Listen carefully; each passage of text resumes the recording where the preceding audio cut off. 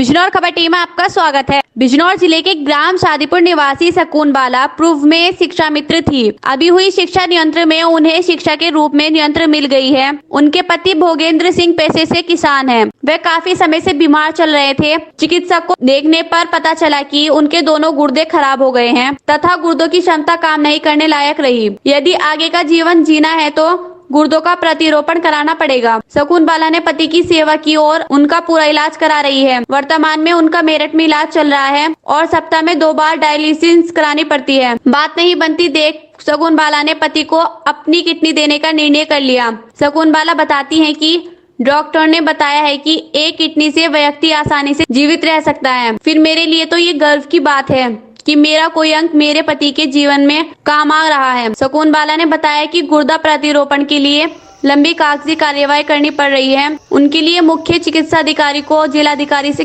भी अनुमति लेनी पड़ती है। पत्नी ने बताया कि कल ही उनके पास अस्पताल से फोन आया है कि आगामी 8 नवंबर को मेरठ में गुर्दा प्रतिरोपण का ऑपरेशन किया जाएगा। करवा चौथ के अवसर पर पत्नी को खुशखबरी मिली तो वह फूलों नहीं समा रही है। अगर आपको हमारी खबर अच्छी लगे तो लाइक और सब्सक्राइब करना ना भूलें। हाँ जी, क्या नाम है?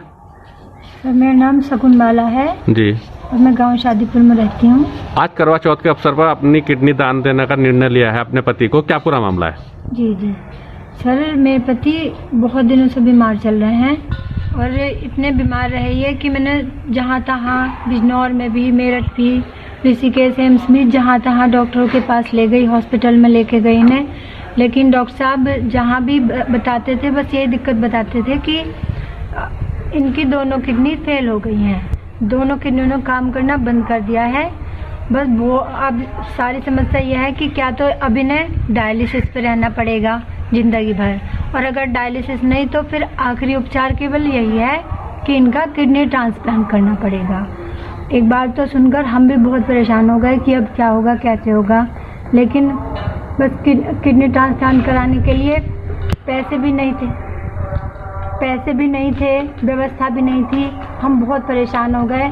लेकिन बस फिर मैंने यही सोचा कि अगर मुझे अपने पति की जान बचानी है, अपने घर परिवार में सुख शांति रखना है, इन्हें स्वस्थ करना है, तो केवल मुझे अपना यही निर्णय लेना पड़ा कि मैं अपने ही किडनी इन्हें दान दूंगी जिससे मेरे पति की जान बच जाए। आज करवा चौथ का दिन है, आपने क्या कसम खाई थी कि करवा चौथ में? आप देखिए, सभी महिलाएं, अधिकतर सभी महिलाएं अपने अपने पतियों के लिए करवा चौथ का व्रत रखती हैं कि उनके पति, हमारे पति सही रहें, ठीक रहें।